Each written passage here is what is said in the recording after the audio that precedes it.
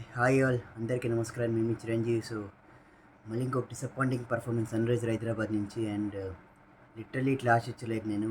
అంటే ఒక ముంబై ఇండియన్స్తో ప్రాఫిట్ కొడతాం అనుకున్నాను. ఎందుకంటే వాళ్ళు ఆల్రెడీ ఎలిమినేట్ అయిపోయినారు. 3/11 ఉండే. ఇంకా కేకేఆర్ డెసిమేట్ చేస్తున్నారు ఇంకా వాళ్ళని. అండ్ ఇంకా మనం ప్రాఫిట్ కొట్టచ్చు అనుకున్నాను, కానీ nothing went right today. Because 120/7 ఉండే బ్యాటింగ్. ఫస్ట్ గుడ్ స్టార్ట్ వచ్చిండే, 56/0 ఉండే.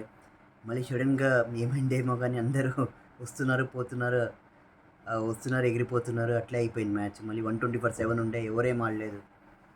మళ్ళీ బ్యాట్ కమింగ్స్ క్యాప్టెన్స్ నాకాడే 174 దాకా తెచ్చినట్టు రెస్పెక్టబుల్ టోటల్ అది. బౌలింగ్లో కూడా ఏమంటే గ్రేట్ స్టార్ట్ వచ్చింది ముంబైకి. మళ్ళీ ఇషాన్ కిషన్ అవుట్ అయిపోయినాడు, రోహిత్ శర్మ అవుట్ అయిపోయినాడు. సో అట్లా 3 వికెట్స్ పడిపోయింది ముంబైది. ఎవరో నమ్మందీర్ అవుట్ అయిపోయినాడు. తర్వాత ఇంకా 32/3 ఉండే 4 ఓవర్స్లో. దాని తర్వాత ఏమైందేమో కానీ 9 ఓవర్స్ వచ్చేసరికి ఏమో ఒక 18-90 అయిపోయింది స్కోరు. స్కై మళ్ళీ తిలక్ వర్మ ఉతికి పడేస్తున్నారు. స్కై అయితే హ్యాట్స్ ఆఫ్, వీ ప్లేడ్ కదా. అంటే 102 run, 51 ball, literally awesome. And అంటే యాజ్ ఎ ఎస్ఆర్హెచ్ కానీ ఈ మ్యాచ్ డిసప్పాయింట్ అయినా కూడా మన ఇండియన్ టీంకి గ్రేట్ హోప్ ఉంది వచ్చే అప్కమింగ్ వరల్డ్ కప్లో.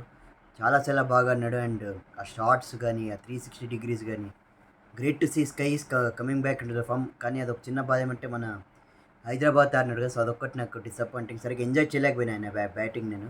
బట్ నార్మల్గా అయితే ఆయన బ్యాటింగ్ పెద్ద పిచ్చర్ ఫ్యాన్ నేను. ఎందుకంటే ఆ షార్ట్స్ కానీ లిటరలీ సూపర్. అంటే ఆల్రౌండ్ 360 డిగ్రీస్ కానీ, కొన్ని క్లాష్ షాట్స్ కూడా ఆడినాడు ఈ మ్యాచ్. సో గ్రేట్ నాక్స్కి లిటరలీ సింగిల్ హ్యాండెడ్గా డిస్ట్రాయ్ చేసి పడేస్తున్నాడు ఎస్ఆర్హెచ్ బౌలింగ్ని.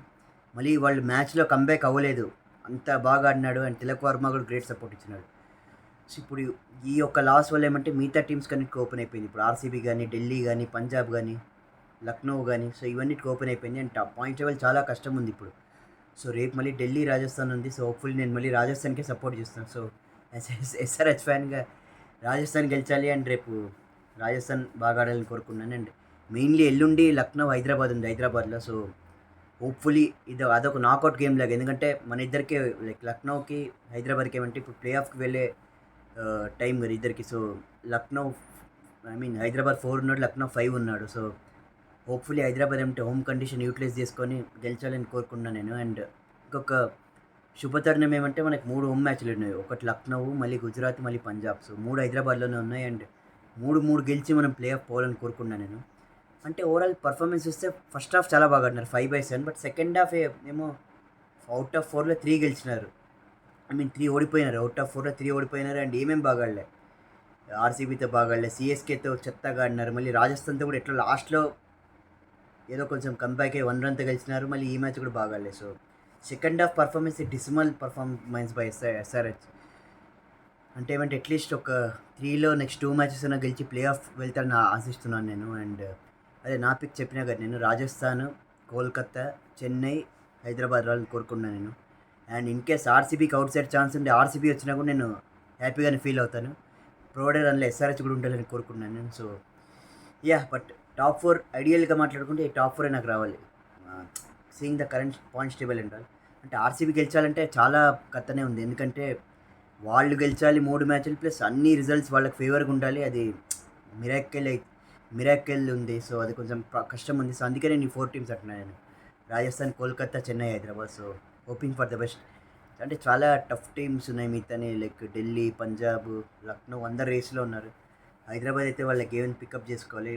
అన్ని ఇట్లా ఆడితే కుదరదు. అండ్ పూర్ పర్ఫార్మెన్స్, లిటరల్ అయితే పూర్ పర్ఫార్మెన్స్. అండ్ ఏం బాగాలే. బుమ్రా కూడా చాలా బాగా ఇస్తున్నాడు bowling. And very very good. KKR కూడా ఇదే 170 స్కోర్ డిఫెండ్ చేస్తారు, 145 కాల్అౌట్ చేసి పడేస్తున్నారు రోజు ముంబైని. But వీళ్ళేందో easy కొట్టిచ్చేస్తున్నారు.